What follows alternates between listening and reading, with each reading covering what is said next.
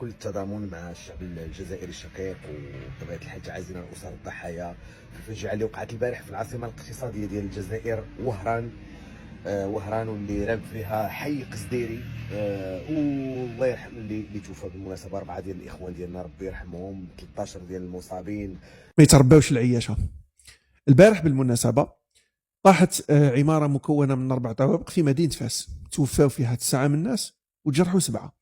ربي يرحم اللي ماتوا ويشفي اللي جرحوا.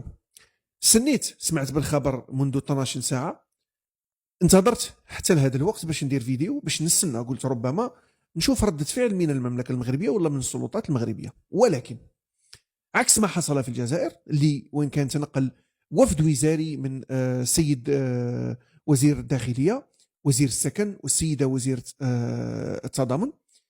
قلت عكس هذا لم يتنقل أحد في المملكة المغربية، ما كانش حتى بيان تعزية، لا من الملك لا من الوزير، ما كانش حتى القائد المقدم تاع الحومة ما دارش تعزية.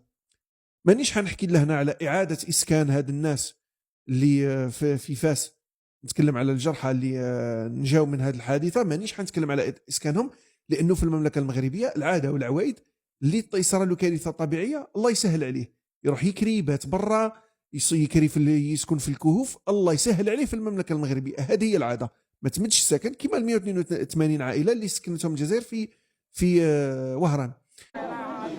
تكفل تام بضحايا انزلاق التربة بحي صنوبر، وتحرك فوري بأمر من رئيس الجمهورية لوفد وزاري يرأسه وزير الداخلية والجماعات المحلية والتهيئة العمرانية، إضافة إلى وزير السكن والعمران والمدينة ووزيرة التضامن الوطني والأسرة وقضايا المرأة. ولكن قلت لا أحد على الأقل دار بيان تعزية، حتى العياشة ما تكلموش عليها، العياشة كما هذا أخونا فالروحي ما تكلمش عليها. بالمناسبة الملك لما توفى البابا فرانسيس كان دار بيان ولا برقية تعزية، وزاد على هذا أرسل أخنوش ليمثله في العزاء ولا ليمثله في الجنازة. مهم الراعي المغربي لك الله. السلام عليكم.